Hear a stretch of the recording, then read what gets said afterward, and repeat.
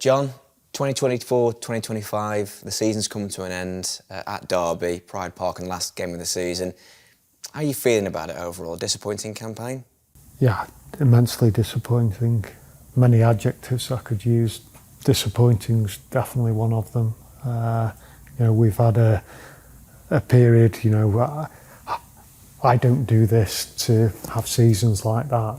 We know that we had those 10 glorious years in the Premier League, but since we've come down, we've not finished higher than 14th, and indeed this season actually gone down to the last game before we've secured our championship status, and that's not why I do it.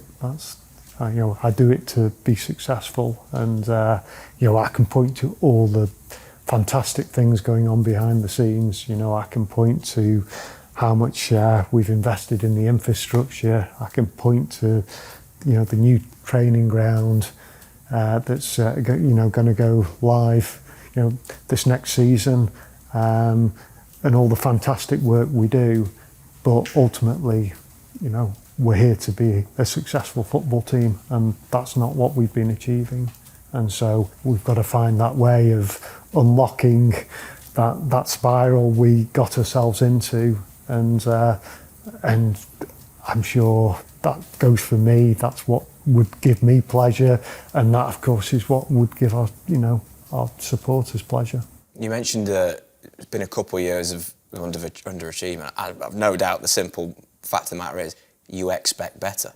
Absolutely. I've often talked about the difficulties that things like the profit and sustainability rules bring to us, but it is still true that with the investment that we make in the first team squad, we just should be doing better, and we've got to find a way of doing that. I want to talk about optimism about the years to come shortly, but I think one thing that's worth picking up on now is the fact that you're the owner of the football club. You're a fan of the football club too. So in both of those roles that you have, how difficult has it been? It's tremendously difficult. You're effectively pouring tens of millions of pounds into the club every season. You're not doing that so that you survive in the Championship on the last day of the season. That's somewhat counterintuitive, and we've got to find a way to spark ourselves into life. And obviously, I've got to feel confident that we can do that, because put simply, I can't just keep continuing to do this and continuing to be disappointed. Because you want to see them be successful, but you can see the fans that come to the stadium on a match day as well, and their expectation of better as well. You want to do it for them as a fan yourself. Massively. I mean, that's the thing about supporting a football club. It's the feeling of you being part of something. It's a feeling of identity, and it's identity. That both the fans and being a fan yourself. That's what you're part of. That's what you're, and you're desperate to make it work. If we unpick the season itself, 3 managers across the campaign, how do you reflect on that? Look, I mean, let's be blunt. If you've had 3 managers across your permanent managers across your campaign, something's gone wrong, and you simply can't get away from that fact. That has been a bad season. Obviously, if we look at, probably it's necessary to pull out the Narciss appointment. I mean, Narciss was and is an exceptional football coach, and he's a very hard-working individual as well. And there are a number of examples of clubs who've made those sorts of appointments and they've worked tremendously well. We've got to accept this one didn't work out, and and therefore you then have to move on from it. Do you think with an appointment like Narciss, it's one that maybe requires a lot more patience, and given what we spoke about with the way the club's been over the last few years, it's perhaps one that we didn't have time for patience in the short term? Yeah, I mean, it's always difficult to, until we've spoken about this before, and until you take a person and put them into that particular environment, you don't know exactly how everything's going to react. And that goes for usually experienced managers as well, of which we've had some, yeah. But it didn't work out. It was important we addressed that it didn't work out and then move on from there. And moving on brings us on to Mark Robbins and that appointment at the turn of the year. He is someone with a lot of experience that you just alluded to a moment ago. How do you assess his impact so far, and how do you see that going moving forward? I think when you spend time with Mark, you appreciate why he's managed over 800 games. There's that kind of inner calmness about him, which I think everybody at the club's found. I mean, I went down a few times to watch training a few times, in the lead up to some of those important games. If I take the lead up to the Cardiff game, lead up to the Derby game, and it just felt calm down there. And I think, that's a great attribute to have as a manager. I mean, we talk about sort of, say when you're on a boat and you're in rocky waters and everybody looks towards the captain for that kind of reassurance, and especially if there's if there's like a young squad or a young group on the boat in question, and Mark is that captain who just exudes that kind of calmness. You just look at him and you go, it's okay, he's got it. And that's how we feel. And he's already started to build really good relationships with the people at the club. Him and John Walters, for example, work very closely together. You can tell they get on, you can tell they work well together. And I think over time that'll just get better and better. But I think Mark's the manager we need. You mentioned John there and his relationship with John. He's a manager with so much experience, Mark Robbins. Do you think he's actually seen value in working with John as a sporting director? Yeah, very much so. I think Mark's very, he likes working with good people. He likes working with people who are passionate about, who he values hard work, all the things that John embodies. And I think they've just hit off that very good working relationship from the start. But I think that'll evolve into something that really takes the club forward. That calmness you mentioned, do you think that's a underrated quality perhaps, because we spoke about the success he had with Coventry, other clubs that he's saved and they've added to a great CV for him. But being someone that when results haven't gone right, as they tend to do for most clubs in a season, having him have that level head, do you think that's almost like a not so secret weapon? Yeah, I think people underestimate how important it is to stay calm. In football, in life, in business, in everything, you have difficult periods, yeah? And you need somebody who doesn't get, especially in something like football where media, social media, etc., amplifies everything, so that when things are going well, it's amplified in that respect, but when things are going badly, it's very much on a downward spiral of amplification. If you've got somebody who can just cut through that and never get too high, never get too low, I think that's enormously helpful, especially when you're trying to build a young squad and a young, exciting squad. Just to have the man at the helm, just steady, and I think those players learn from it and appreciate it and are able to take that into their performances. That may be your reason for my next question then, because we've had conversations before where we can go, there's a bit of optimism looking ahead to the new season. You'll say it yourself, then it doesn't go to plan. So now we look ahead to 25-26, and why can we kind of have the belief that we've had before, and why would it be justified this time around to look ahead and look forward? There's so much right at the club, so there's so much right. if with all our supporters who've travelled up and down the country and they see, some of the stadiums and the lack of investment that's gone into some of those, the infrastructures of some of those clubs, our club is ready. It is ready to burst into action. Yeah, it's in a great place. Clearly, what we've not had right, and it's a pretty important thing, is the football. Yeah, I believe we've got a vastly experienced manager who I think fits Stoke City. I think Stoke City and Mark Robbins are made for each other, and I think that Mark has already built a relationship with all the key people, including John on the football side, Simon King, etc. Yeah, so I think we're ready to do it now. The other big thing, obviously, you've got to get your football management right, and then you've got to get your recruitment right as well. And it's safe to say, over this last 7 years, we've not got the recruitment as we want it, yeah, and it's important that we address that. So there's two aspects of that which we've addressed. Firstly, we've appointed a new head of recruitment in Ian Torrance. Ian's worked at Southampton for a long period of time. Again, I like that loyalty and longevity he showed there. Did some really good work there.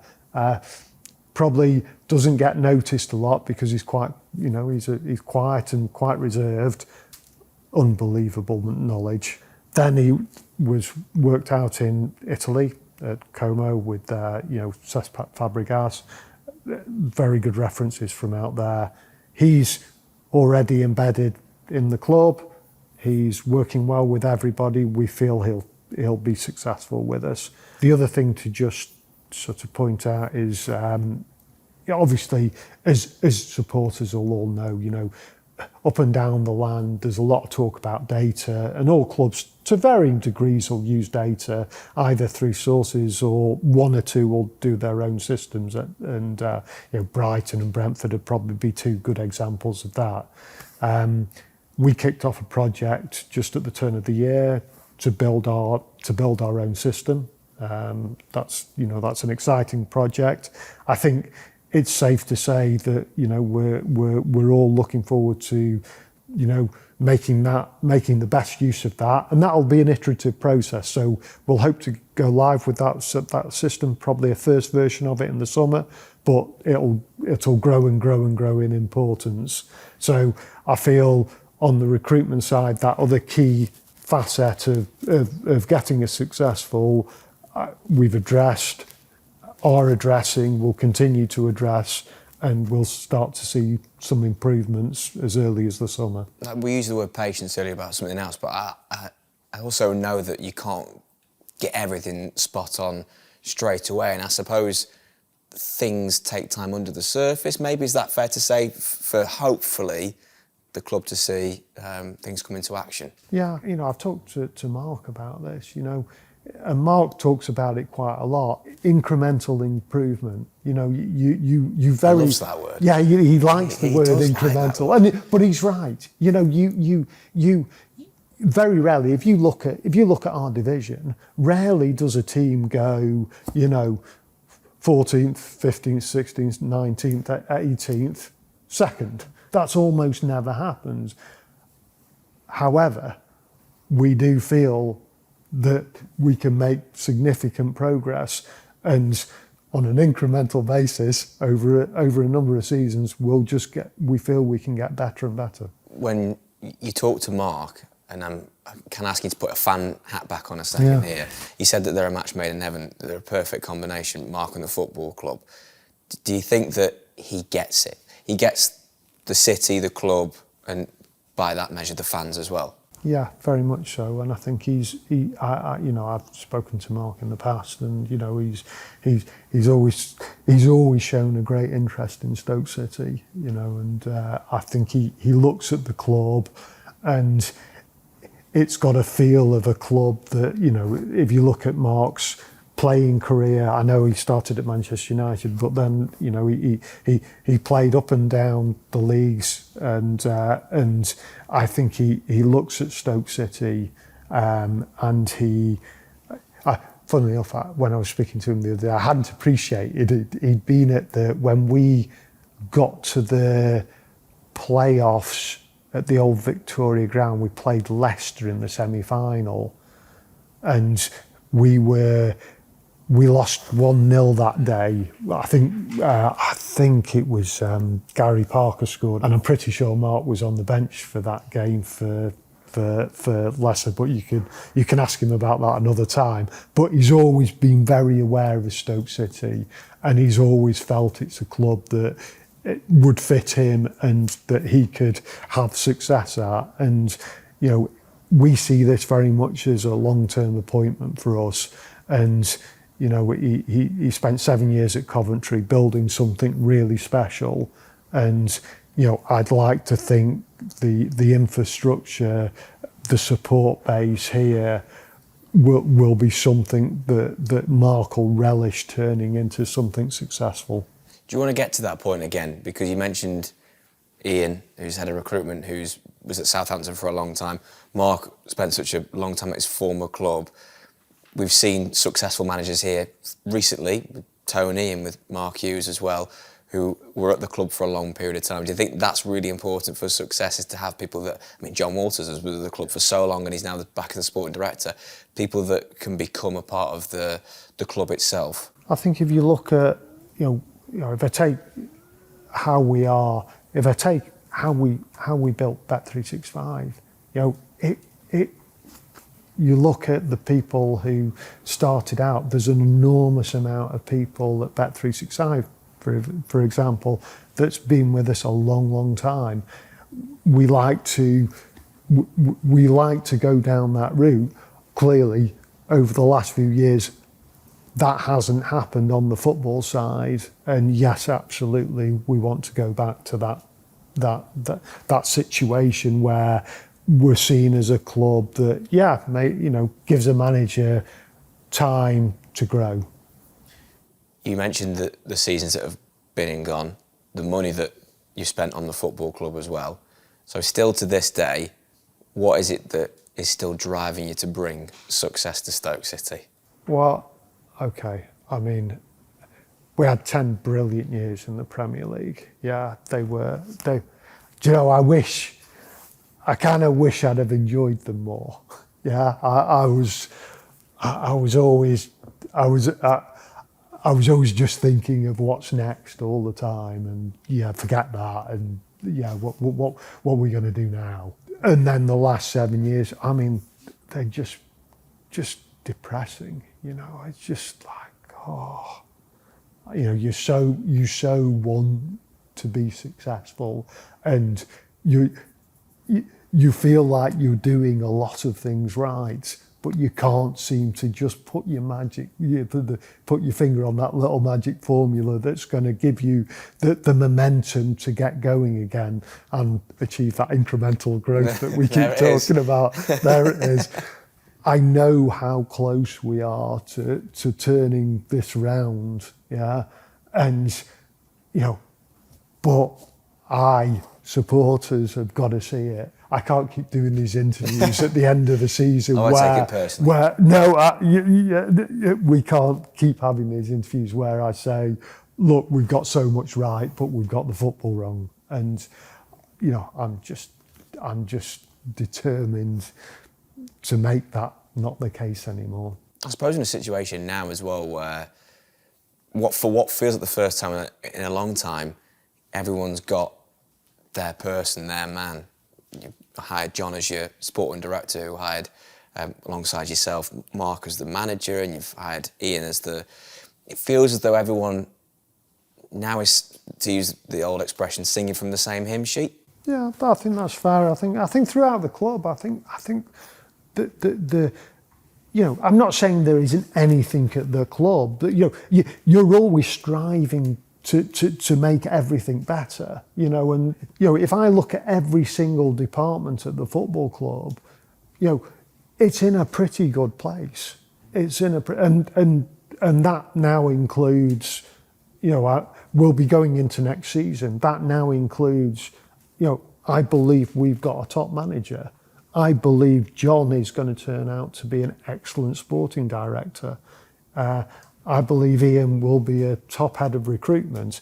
Equally, I think Simon King's an excellent, chief operating officer. So I feel like we've got a superb team here. Yeah. Now we need to see it. Yeah. Now we need to. We see it in all the things. We're sat. We're sat upstairs in Ricardo's. And this place is magnificent. Now we need to see it in our football performance, but we're realistic. It's not gonna just change overnight. But I do feel we're ready to see some real improvement. It goes back to what we were talking about earlier with the fans as well, doesn't it? Because you mentioned Ricardo's where we are, fan zone's just outside. The work's been off the pitch to make going to the Bet365 an amazing experience. If they can make it so that the 90 minutes are as amazing as that. We saw Good Friday as an example, just how loud it was. I have to say that when we needed the supporters this year, I can't tell you how well everybody just stepped up. There was I realised that there was plenty to complain about in terms of the performances during the season, but I saw it just so much. When we really needed everybody, they just turned up and they gave unbelievable support to the team. And I can't tell you how grateful I was for that.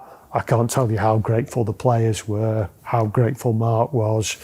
It was just fantastic, to see, that the game against Sheffield Wednesday, just to see the place full. Some of the away supports we had were just magnificent, and wow. Did you ever get jealous when you sat in the director's box that you're not there with them? Yeah, I was talking. We were on our way over to Derby. I was because we were going over, and so John Walters was with me, and Simon King actually was with me. But Richard Smith, our vice chairman, was with us, and me and Richard were telling the story of, I think, us going up to Middlesbrough. I think Middlesbrough away. I think it was New Year's Day. It was the old Ayrton Park, and you were in that kind of standing terraced corner. I don't think we'd won away in a long time. We were going through another dark period, and I think Chris Kamara got sent off early on, and then Tony Ellis scored, and we somehow managed to see the game out, and so yeah. Sometimes. Maybe one. Sometimes I get jealous. I'm not sure. You will let you in there one time. Get you amongst everybody. I might get lynched. Get you amongst everybody. It'll be a good occasion. Because there's been some great away days this season, and look forward to seeing some more as well. It must make you really proud though when you see, for example, Good Friday, or when you see the away fans out singing the home crowd, which I've got to say I've been there. I've seen it happen a lot. That's great. A lot this season.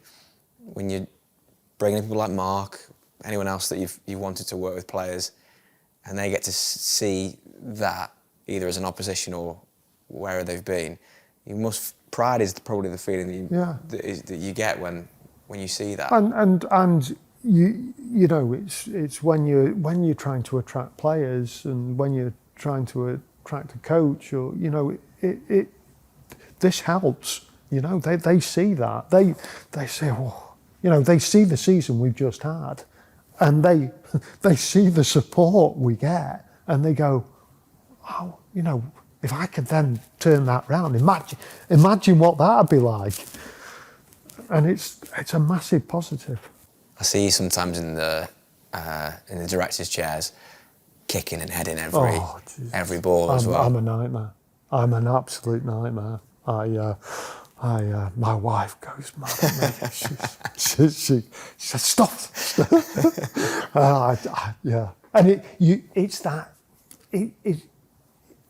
when you're involved in a football club at the way I'm involved in a football club, it's, of course, you do things during the week, you know, and that you feel has a positive effect on you know, gives you a greater chance of success. But then come the game, of course, everybody goes out there, and during that 90 plus minutes, you know, you can't control these. It means so much to you, but you can't control it. And yeah, you end up sort of, kicking every ball. Yeah, feeling like somehow that's going to help. We've looked at the season that was, in fact, a couple of seasons as well, just to sort of paint the picture of that you know where the club has been, you understand that. So what was your message to those fans we were just talking about?